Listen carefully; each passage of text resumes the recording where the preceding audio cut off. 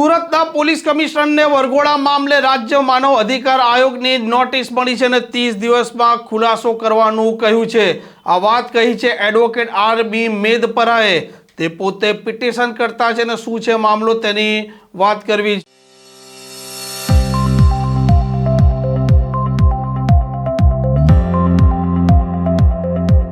નમસ્કાર, આપ જોઈ રહ્યા છો હોટલાઇન ન્યૂઝ। ગુજરાતમાં થોડાક સમયથી આરોપીઓ છે તેમના રોડ પર સરઘસ નીકળી રહ્યા છે અને પોલીસ છે તે કાયદાની બહાર કામ કરી રહી છે।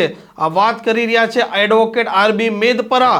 તેમણે રાજ્યના માનવ અધિકાર આયોગને અરજી કરી હતી અને તેમણે સુરતના પોલીસ કમિશનરને આ મામલે 30 દિવસમાં ખુલાસો કરવાનું કહ્યું છે। પિટિશન કરતા આર.બી. મેદપરાએ શું વાત કહી છે તે સાંભળી લો। મારું નામ આર.બી. મેદપરા એડવોકેટ છે। હું છેલ્લા 11 વર્ષથી ગુજરાત રાજ્ય અને સુરત શહેરમાં ક્રિમિનલ સાઇડ પ્રેક્ટિસ કરું છું। જે માનવ અધિકાર પંચમાં ફરિયાદ દાખલ કરી હતી, શું કારણે?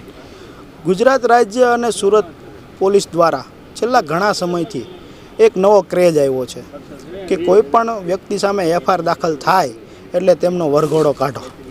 વરઘોડો શબ્દ જોવામાં આવે તો કે કાયદામાં જોગવાઈ નથી કે એના બાબતે કોઈ કલમમાં કોઈ વિસ્તૃત વ્યાખ્યા આપવામાં આવી કે કાયદામાં કોઈ અલગથી નોંધ કરવામાં આવે એવું પણ નથી। એટલે આ જે વરઘોડો કાઢવામાં આવે છે એ પોલીસ અધિકારીઓ રાજકીય પાર્ટીની વાહ લૂંટવા માટે કાઢતા હોય એવું જણાય આવે છે। એટલે પોલીસ અધિકારી દ્વારા પોતાની સત્તાનો દુરુપયોગ કરી ગેરકાયદેસરના કૃત્યો કરવામાં આવતા હોય।